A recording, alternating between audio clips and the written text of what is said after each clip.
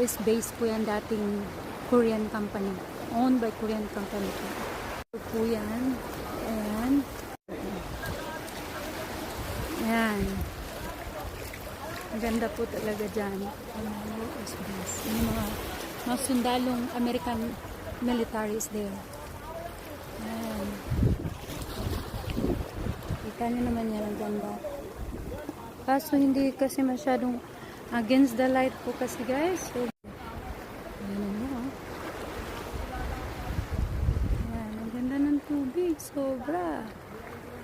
Ayan boat. So, ayan yung US base. Puntahan ko yan dyan guys. Maraming Amerikano dyan. There's a lot of foreigners gonna go there.